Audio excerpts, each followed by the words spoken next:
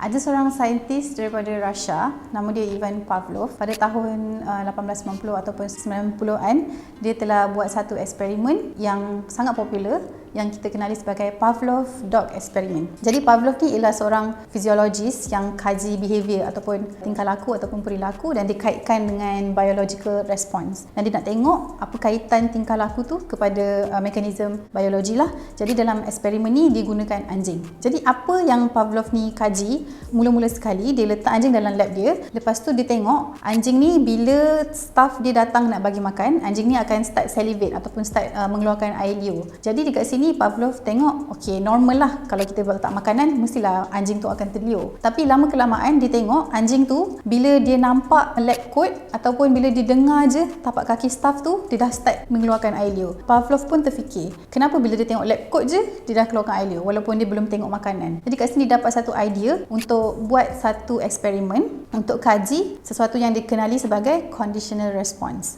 Jadi dekat sini Pavlov pun asingkan dua konsep yang berbeza, iaitu unconditional response dan conditional response. Kita tengok apa beza dia satu-satu. Pertama sekali ialah unconditional response. Unconditional response ni ialah sesuatu yang semula jadi, yang memang built-in dalam diri manusia ataupun haiwan tu, yang tak perlu kita ajar ataupun tak perlu dipelajari. Contohnya anjing tu kita letak makanan, dia akan start mengeluarkan air liur. Ini sesuatu yang normal kerana ini adalah fiziologi anjing itu sendiri. Memang apabila nampak makanan dia akan start mengeluarkan air liur untuk mula mencerna makanan tersebut. Okay, yang kedua tadi kita tengok ialah conditional response. Conditional response ni ialah suatu refleks ataupun respon yang terbentuk ataupun terpelajari disebabkan oleh sesuatu yang berlaku dalam persekitaran anjing tadi tu ataupun kita sendirilah. Jadi dalam kes Pavlov Dog Experiment ni, conditional response yang dia dapat perhatikan adalah apabila anjing tu nampak lab coat, otak dia dah secara automatik terfikir, oh makanan, so dia akan mengeluarkan air liur dia. Beza conditional response dengan unconditional response ni ialah kalau anjing tu bukan anjing yang berasal daripada lab Pavlov tadi tu, contohnya anjing kat luar jalan,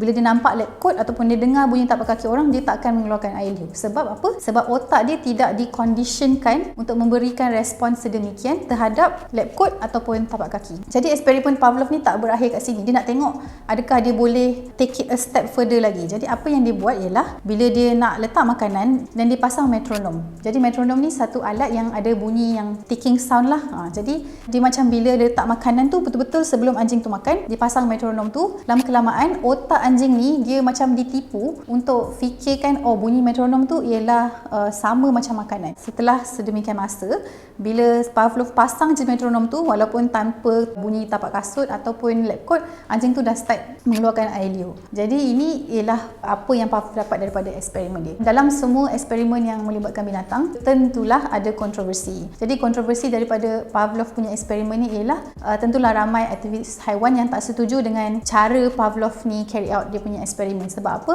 Untuk kaji pengeluaran air liur anjing tu bukan dia setakat observe je, dia memang dia buat satu surgery di mana dia belah dekat tepi pipi anjing tersebut untuk pasang tube untuk kumpul air liur tu. Sebab apa? Dia bukan setakat tengok air liur tu ada ke tak, dia nak ukur berapa banyak air liur yang diproduce ataupun dihasilkan oleh anjing tersebut. Jadi dekat sini adalah beberapa argument yang cakap ini tak human, ini tak berperi kemanusiaan. Tangkap anjing ni dan kita belah dia semata-mata untuk buat satu eksperimen untuk fulfillkan kita punya curiosity sendiri. Tapi ini ialah argument yang sentiasa dibuka kepada semua orang untuk berikan pendapat masing-masing lah. Tapi at the end of the day, pencapaian dia ataupun apa yang dia dapat daripada eksperimen ni ialah sesuatu yang kita boleh aplikasikan dalam kehidupan seharian kita. Kita dapat tengok conditional response ni sesuatu yang ramai animal trainer ataupun even pet owner akan guna. Sebagai contoh, orang yang train haiwan dia untuk buat tricks ataupun kita train haiwan kita untuk pergi ke sesuatu tempat. Contohnya kita train kucing kita, bila waktu makan